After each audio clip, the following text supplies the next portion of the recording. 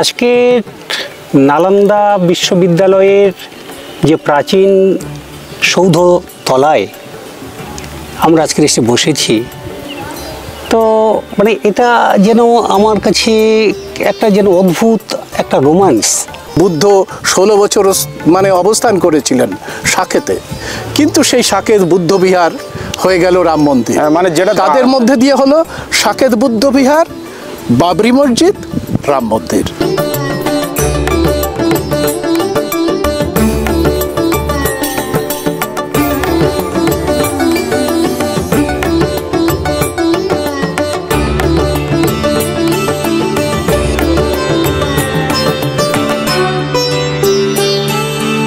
এসেছি একটা স্বপ্নের রাজ্যে।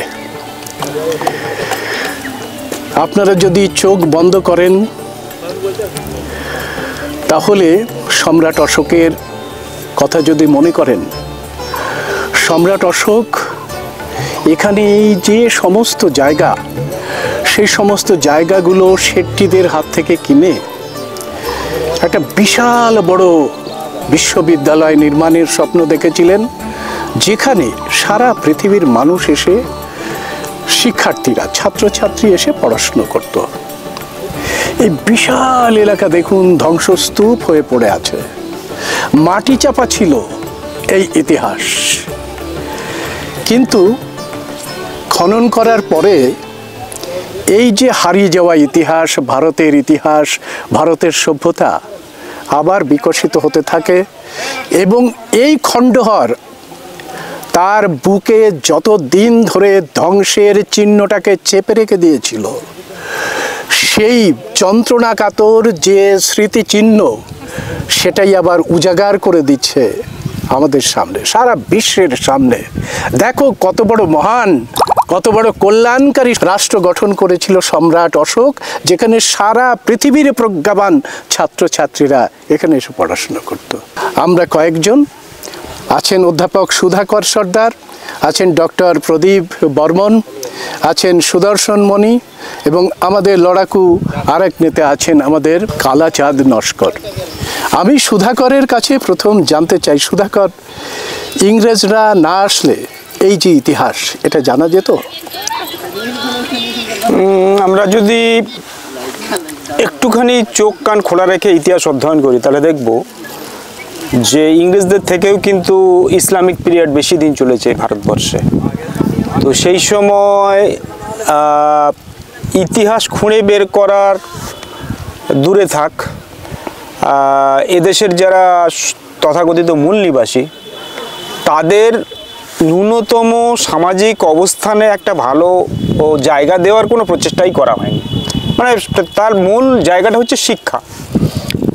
আমরা যদি দেখি যে ব্রিটিশ পিরিয়ডে তারা প্রথম, মানে একটা কথা বলতে বাধা নেই এবং এটা ইতিহাসে বিভিন্ন জায়গাতে লেখাও রয়েছে, যে ইংরেজদের বিরুদ্ধে বিদ্রোহ করার মূল কারণ কিন্তু এই এদেশের বহুজন সমাজকে শিক্ষার অধিকার দেওয়া থেকেই কিন্তু তাদের গাত্রদাহ শুরু হয়। তো ইংরেজরা একটা সভ্য জাতি এবং তারা তো সভ্যতার ইতিহাস খুঁজবেই। তো সেই জন্য তারা মাটি খুঁড়ে খনন কার্য চালানোর প্রচেষ্টা চালিয়েছে, যার ফলে আমরা এটা দেখতে পাচ্ছি। প্রথম কাজটা শুরু করেন জন মার্শাল থেকে শুরু করে লর্ড কানিংহাম থেকে আরো অনেক, এবং তার পিছনে তারা কিন্তু খরচ করেছে। সবচেয়ে বড় কথা, একটা বিশাল বড় খরচ করেছে। অন্যান্য যে শাসকরা, ওয়ারেন হেস্টিংস, একটা বিশাল বড় ফান্ড, তথাকথিত মনুবাদী বা সেই আমি যদি বলি হিন্দু শাসক থেকে শুরু করে ইসলামিক যে শাসক, তারা কিন্তু আমরা যদি দেখি টাকা পয়সা, মানে সম্পদ ছিনিয়ে আনার জন্য প্রজাদের কাছ থেকে অনেক শোষণ করেছে। কিন্তু ব্রিটিশরা সেটা করেছে হয়তো, কিন্তু অ্যাট দ্য সেম টাইম তারা শিক্ষার জন্য এবং এদেশের ইতিহাস সভ্যতাটাকে বের করার পিছনেও তারা কিন্তু পয়সা খরচ করেছে। এবং একই কথা স্বীকার করছেন আরেকজন পৃথিবী বিখ্যাত ভাষাবিদ এবং সাহিত্যিক, তিনি হচ্ছেন নীরোদ চৌধুরী। তিনি বলেছিলেন যে ভারতবর্ষে যদি ব্রিটিশরা না আসতো তাহলে ভারতবর্ষ কয়েকশো বছর পিছিয়ে যেত, যেটা বলার জন্যই তাকে দেশ ছাড়তে হয়েছিল। একেবারে সত্য কথা বলার জন্য, কিন্তু আমরা আজকের এখানে এসে দেখছি সে তার কথার যথার্থতা সেটা আমরা প্রমাণ পাচ্ছি। আমরা মালদাতে দেখেছিলাম, আমরা আমাদের যে টিম গেছিলাম আদিনা মসজিদের এপাশে কি যেন 22 গজি দেওয়াল, তো 22 গজি দেওয়ালটা আসলে কি দেখলাম আমরা সেখানে, না একই রকমের স্ট্রাকচার, সেই শিক্ষকদের বসার জায়গা, ছাত্রছাত্রীদের বসার জায়গা, ভান্তেদের বসার জায়গা, প্রার্থনার, হ্যাঁ, মানে এই যে বুদ্ধিস্ট পিরিয়ডে শিক্ষার প্রতি তাদের, বুদ্ধিস্ট যে শাসকরা শিক্ষার প্রতি তাদের যে দরদ, শিক্ষার প্রতি তাদের যে ব্যয় করার মানসিকতা, সেটা কিছুটা হলেও আমরা ব্রিটিশদের মধ্যে দেখেছিলাম, যার জন্য কিন্তু আমরা কিছুটা হলেও মানে এদেশের পিছড়ে বর্গের একটা বড় অংশ তারা কিছুটা আমি একটু সুদর্শনের কাছে একটু যাই। ইসলামিক আমল যদি আমরা ধরি, আমরা বিন কাসিম এসেছে, তারপরে ঘড়ি এসেছেন, ঘড়ি এসে হিন্দুকরণ করেছে, এখানে হিন্দুস্তান হয়েছে, ঘড়ি থেকে শুরু হয়ে যায় হিন্দুকরণ করার পরে একেবারে মুসলমান শাসনে জনশিক্ষা, যেটা বুদ্ধের শিক্ষা ছিল, সেই জনশিক্ষাটা কোথাও আমরা দেখতে পাইনি, এবং শিক্ষা যেটুকুন ছিল সেটুকুনি দখল করে নিয়েছিল ওই মনুবাদীরা। অর্থাৎ মনুবাদীর সঙ্গে বেটি আর রুটির সম্পর্ক করে এরা জনশিক্ষাটাকে বন্ধ করে দিল। ফলে কি হচ্ছে, ইসলামিক শাসকরা বলতে কোনো দ্বিধা নেই, ইসলামিক শাসকরা জনশিক্ষার কথা ভাবেইনি, কারণ তারা এই দেশের মানুষকে গোলাম বানাতে চেয়েছিল। তারা দেখেছিল চতুর্বর্ণে একটা গোলামির, তো তাতে মনে হয় না যে ইসলাম এখানে হয়তো কিছু কাজ করেছে, কিন্তু দেশের উন্নয়নের নিরিখে নয়, দেশটাকে সার্বজনীন যে উন্নয়ন, সেই উন্নয়নের নিরিখে নয়, পরিষ্কার করে রুটি বিটির সম্পর্ক করে এই চতুর্বর্ণের প্র্যাকটিসটাই চালিয়ে গেছে, কন্টিনিউ করেছে। এবং এটা কি একটি ষড়যন্ত্র নয়? দেশের মানুষকে অশিক্ষিত রাখা, দেশের মানুষকে সম্পদ থেকে বঞ্চিত করা, দেশের মানুষকে দেশেই গোলাম বানিয়ে ফেলা। অবশ্যই আমরা যতটুকু ইতিহাস জানতে পাচ্ছি বা বুঝতে পারছি আর কি পড়াশুনোর পরে বুঝতে পারছি, তাতেই মনে হচ্ছে যে ওই চতুর্বর্ণ সিস্টেম যেটা পরবর্তীকালে যেটা জাত ব্যবস্থায় রূপান্তরিত হলো, সেই জাত ব্যবস্থাটাকে কন্টিনিউ করার জন্য এরা কিন্তু শিক্ষাটাকে হরণ করেছে। এবং শিক্ষাটাই হচ্ছে, বাবা সাহেব বলেছিলেন শিক্ষা হচ্ছে সেন্নির দুধ। তো শিক্ষাটাকে যদি শেষ করে দেওয়া যায় তাহলে গোলাম বানানোটা খুব একটা কষ্টসাধ্য ব্যাপার নয়, সেটা খুব সহজসাধ্য হয়ে যায়। সেই জিনিসটাই হয়েছে। আর শিক্ষাটাকে ধ্বংস করতে গেলে তার বিভিন্ন ধরনের যে কার্যকারিতা, বিপরীতধর্মী অর্থাৎ হিংসাত্মক কার্যকরতা, হিংস্র কার্যকারিতা যেগুলো শুরু হয়েছিল, যেমন ইসলাম আমলে কিছুটা হয়েছিল, তা সেটা কন্টিনিউ করেছে, তার আগে থেকে তো হয়েছিল। আমরা তো দেখেছি, আমরা তো মালদাতে গিয়ে দেখেছি যে ইসলামীকরণের সাথে আমাদের বুদ্ধ যে বিহারগুলো ইসলামীকরণ করা হলো। মানে সেখানে ইসলাম যেহেতু মূর্তি পুজোতে করে না, সে মূর্তিগুলো থেবড়ে দিল, ঘষে দিল, মুছে দিল, করেছে।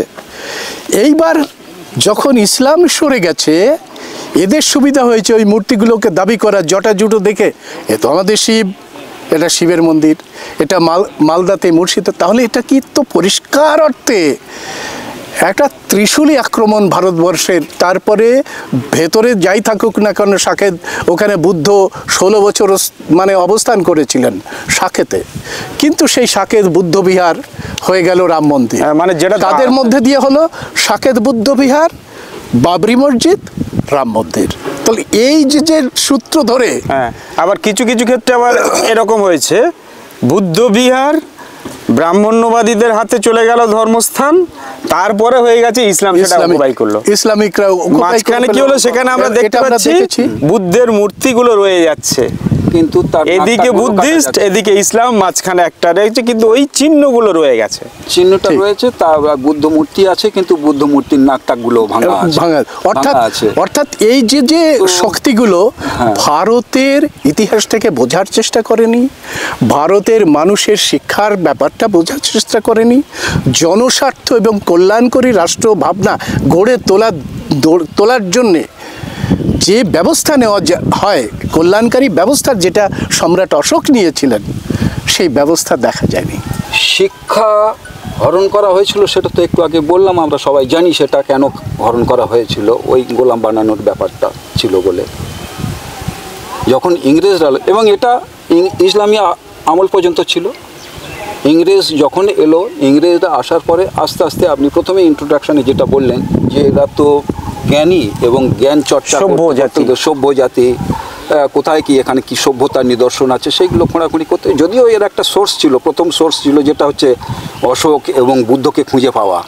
হ্যাঁ, সেটা তো ওই এশিয়াটিক সোসাইটির যিনি প্রতিষ্ঠাতা স্যার উইলিয়াম জোন্স, ওনার থেকে শুরু হয়েছিল। শিক্ষা যে হরণ করা হয়েছে তার মূল নিদর্শন হচ্ছে আজকে আমরা যেখানে বসে আছি, এই নালন্দা। না, শুধু শিক্ষা হরণ করা, আমি দুটো জিনিস জাস্ট বলবো, বাকি অনেক আছে। ওই 22 গজি মালদাতে যে 22 গজি ওই যে দেওয়াল, সকল 22 গজি দেওয়াল, ওর চতুর্দিকের যে স্ট্রাকচার দেখলাম, আর এই যে নালন্দা বিশ্ববিদ্যালয়ের নালন্দা মহাবিহারের যে স্ট্রাকচার, শিক্ষার জন্য এই শাসকরা কি পরিমাণ ডেডিকেশন এবং তাদের মানে মনোনিবেশ ছিল, এইটা আমাদের চোখে আঙুল দিয়ে দেখিয়ে দেয়। সেই জন্যই কিন্তু ভারত জগৎ সভায় শ্রেষ্ঠ আসন নিয়েছিল। আর ভারত আবার জগৎ সভায় শ্রেষ্ঠ আসন লবে, এটা কথার কথা রয়ে যাবে যদি শিক্ষাটাকে সেই অনুযায়ী গুরুত্ব না দেওয়া হয়। আমি একটু প্রদীপের কাছে আসি। ভারতের আসল পরিচয় এটা শিক্ষিত ভারত, সোনার ভারত। আমাদের মেগাস্থিরিসের বর্ণনায় দেখেছি আমরা যে ভারত তখন দুধের সাগর ছিল, সোনার চিড়িয়া ভারতে উড়ে বেড়াতো। মানে তিনি ব্যবহার করেছেন এই শব্দগুলো, তিনি ব্যবহার করেছেন এই যে উন্নয়নের মানটাকে, নিরিখটাকে বোঝানোর জন্যে, যে এখানে খাদ্য, দুগ্ধজাত খাদ্য, এবং এখানে এই যে আমরা যেটা দেখে এলাম স্বর্ণ ভাণ্ডার, সেই স্বর্ণ ভাণ্ডার ভর্তি ছিল। আমরা খালি স্বর্ণ ভাণ্ডারে গিয়ে বসে এলাম খানিকক্ষণ। এই যে সমস্ত কিছু স্মৃতিটাকে মাটিচাপা দেওয়া হয়েছিল, কিন্তু মাটিচাপা দেওয়া গেছে, যায়, জ্ঞানকে আটকানো যায়? আসলে আজকে নালন্দা বিশ্ববিদ্যালয়ের যে প্রাচীন সৌধ তলায় আমরা আজকে এসে বসেছি, তো মানে এটা যেন আমার কাছে একটা যেন অদ্ভুত একটা রোমান্স, যে ভারতবর্ষের কি গৌরব ইতিহাস, ভারতবর্ষ স্বর্ণ প্রশমিনী ভারতবর্ষ এবং সোনায় মোড়া ভারতবর্ষ। আজকের আপনি যে বললেন সম্রাট অশোকের যে রত্নাগার, স্বর্ণ স্তূপ যেখানে ভাণ্ডার যেখানে রাখা ছিল, সে তো মানে অসাধারণ সেসব জায়গা, এবং সেই সম্পদ সম্রাট অশোক জনকল্যাণে ব্যবহার করছেন, একেবারে জনকল্যাণে ব্যবহার করছেন। এবং তার নিদর্শন আজকের আমরা এখানে দেখছি, যে সমগ্র নিদর্শনটাই একেবারে কি জনমুখী, কি কল্যাণমুখী, কি পৃথিবীর ইতিহাসে উজ্জ্বল একটা স্বাক্ষর তিনি রেখে গেলেন। কিন্তু বর্ণবাদী শাসকেরা পরবর্তী সময়ে ইসলামকে কাজে লাগিয়ে পরবর্তী সময়ে ওরা পেরে উঠছিল না, ওরা বৌদ্ধ ধর্মের যে প্রগাঢ় যে তত্ত্ব, তার যে দর্শন, সেই দর্শনের কাছে ব্রাহ্মণ্যবাদীরা অসহায়। ওরা তখন টেকনিক্যালি ওরা ইসলাম শাসকদের সঙ্গে ওরা ট্রাই আপ করতে শুরু করলো, যে ইসলামদের দিয়ে এদেরকে ধ্বংস করতে হবে। আর কিভাবে ধ্বংস করা হয়েছে তার নিদর্শন ওই আমাদের মালদা, মুর্শিদাবাদ সব জায়গাগুলোতে রয়েছে। সব জায়গাগুলোতে রয়েছে। এই যে নালন্দা, সেই নালন্দা ধ্বংসের ইতিহাসে আমরা দেখেছি কোনো ইসলামিক শাসকেরা নালন্দা ধ্বংস করেনি। নালন্দা ধ্বংস করেছে শশাঙ্ক, নালন্দা ধ্বংস করেছে কুমারিল ভট্ট, নালন্দা ধ্বংস করেছে পরবর্তীকালে সেনেরা নালন্দা ধ্বংস করেছে। আমাদের যখন হর্ষবর্ধন এই গোটা নালন্দার 10,000 মানে ভান্তে ভিক্ষু এবং তাদের যে পড়ুয়া, তাদের সমস্ত কিছু খরচ বহন করতেন সম্রাট হর্ষবর্ধন। এই নালন্দাকে ফিডিং করার জন্যে তিনি আদর্শ গ্রাম তৈরি করলেন। নালন্দার চারিপাশের আদর্শ গ্রাম কৃষি খামার ভর্তি, পানীয় জলে ভর্তি করলেন হর্ষবর্ধন। এখন বিষয় হলো যে ওরা একটা সমগ্র ভারতবর্ষ, সে তো আর একটুখানি জায়গা না, সেই ভারতবর্ষটা ওরা একদিক দিয়ে কবজা করতে করতে আসছিল এবং ওদের টার্গেট ছিল যে সবচেয়ে যদি সম্রাট অশোকের কীর্তি ঢেকে দিতে হয় তাহলে নালন্দাকে ওদের পাখির চোখ করতে হবে এবং ওরা নালন্দার দিকে সবসময় দৃষ্টি রেখেছে। এবং আজকের নালন্দার এই চারিদিকে যেসব ধ্বংসস্তূপগুলো রয়েছে আপনি দেখে এসেছেন, আমরাও ছবি দেখে এলাম, যে তারা এতটাই হিংস্রতা, এতটাই নিষ্ঠুরতা, এতটাই তারা ভয়ঙ্কর এই নালন্দা বিশ্ববিদ্যালয়ে ধ্বংস করার সময় তাদের মন মানসিকতা ছিল যে তারা বুদ্ধের সমগ্র মূর্তিগুলোকে নিশ্চিহ্ন করে দিয়েছে। না শুধু মুখ আর বেশি করে মুখগুলো যে কোনো মূল্যে, মানে এমন পাথর দিয়ে সেগুলো নির্মিত করা হয়েছিল যে ভাঙা যায় না, ধ্বংস করা যায় না, কিন্তু ওরা কিছুই করতে পারেনি। সারা শরীরের হয়তো নাক ভেঙেছে, নাক মুখ থেঁতলে দিয়েছে, পিছনে বোধিবৃক্ষ রয়েছে, মাঝখানে নিচে পায়ের দিকের অংশ আছে, আর মাঝখানে মুখটা ধ্বংস করে দিয়েছে। আমার তো এই সমস্ত ছবি দেখে মনে হয় যে বুদ্ধ বলছে, নালায়েক, আমাকে ধ্বংস করার জন্য গাইতি শাবল, আমাকে ধ্বংস করা যায় না। একেবারে প্রত্যেকটা যে স্ট্যাচু, বুদ্ধের স্ট্যাচু, সেখান থেকে ঠিকরে বেরিয়ে আসছে যে আমার উপরে অত্যাচার কর আর যাই করিস না কেন, ইতিহাস মুছে দিতে পারবি না। আমি আবার কথা বলবো, ইতিহাসকে কেন মুছে ফেলা যায় না, ইতিহাস কেন কথা বলে, তার প্রকৃষ্ট উদাহরণ আজকের নালন্দা বিশ্ববিদ্যালয়। হ্যাঁ, কালাচাঁদ বাবু, চারিদিকে দেখেছেন দক্ষিণ 24 পরগনার বিভিন্ন জায়গায় ছড়িয়ে আছে এইরকমই স্ট্রাকচার, তিলপি, তিলগ্রাম, বেড়াচাপা, চারিদিকে ছড়িয়ে আছে নালন্দার সমকক্ষ। আসলে কি ধ্বংস করতে পারলো? আবার তো সেই মানুষগুলো বুদ্ধের চেতনায় অনুপ্রাণিত হয়ে তারা কি করলো, তারা আমার উপরে, বুদ্ধের উপরে আক্রমণ আসছে, তখন বুদ্ধের ধম্মকে আশ্রয় নিয়ে ধম্ম ঠাকুরে পরিণত হয়ে গেল। আমাদের আচরণগুলো ধম্ম ঠাকুরের উপরে চলে গেল। তো আমরা তো জানি বাঁচতে আমাদের উপর আক্রমণ আসে, প্রদীপ বলছে আমাদের উপরে ভয়ঙ্কর আক্রমণ এসছে, বুদ্ধের উপর আক্রমণ এসছে, কিন্তু বাঁচার কৌশলটাও তো বুদ্ধ দিয়েছেন। তিনি হঠাৎ ধম্ম নিরঞ্জন হয়ে পুরো রক্ষা করেছেন সব জায়গায়, এবং ধম্ম ঠাকুরের পুজো দিতে এখনো যায় মানুষ, আমরা দেখেছি, আমরা একসঙ্গে গেছি নালন্দা বিশ্ববিদ্যালয়ে।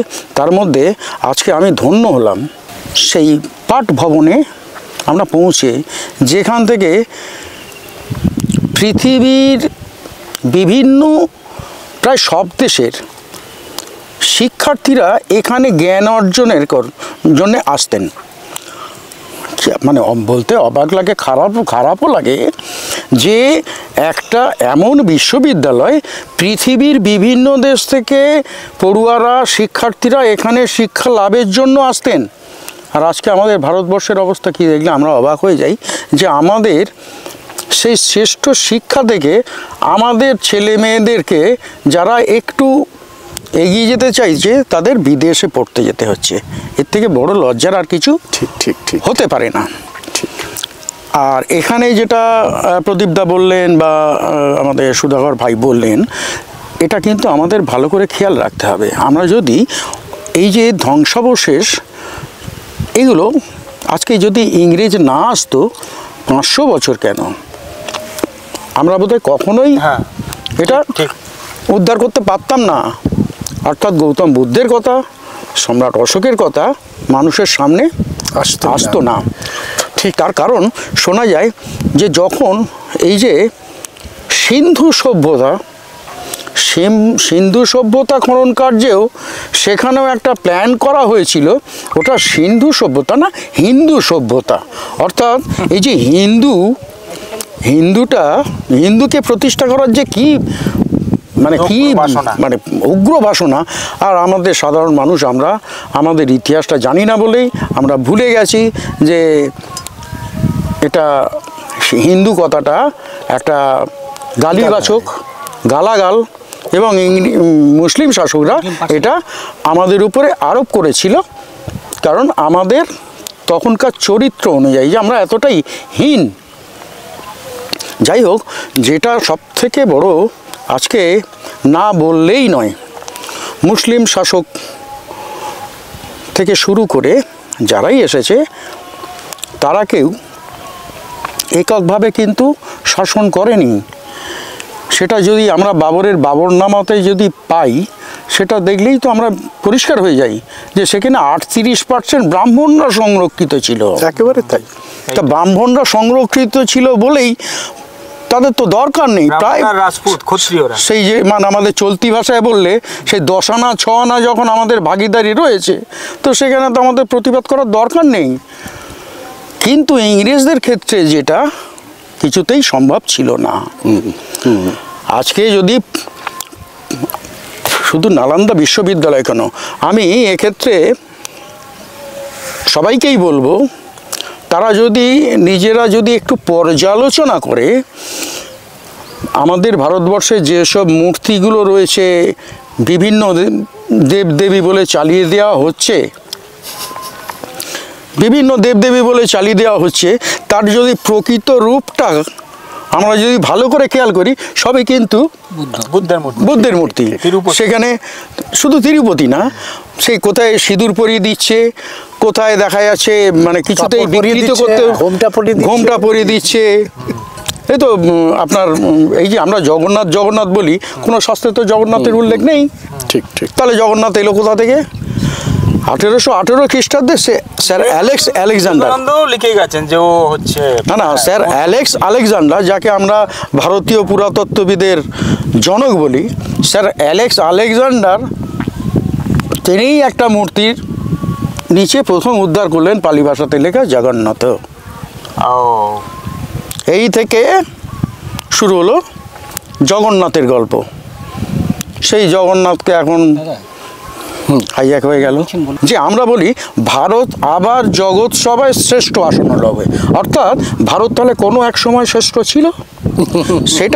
সেটা কোন সময়? এটা বৈদিক আমলে নিশ্চয় নয়, সেটা খ্রিস্টপূর্বাব্দের বৈদিক আমল তো নয়ই, সেটা ছিল বৌদ্ধ আমলে, সম্রাট অশোকের আমলে,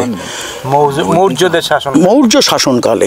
এটাই ছিল ভারতের স্বর্ণযুগ এবং শ্রেষ্ঠ আসন পেয়েছিল। আচ্ছা, আমরা এখানে এসে আমরা বুঝতে পারছি যে গোটা সভ্যতাটাই হচ্ছে বুদ্ধ সভ্যতা।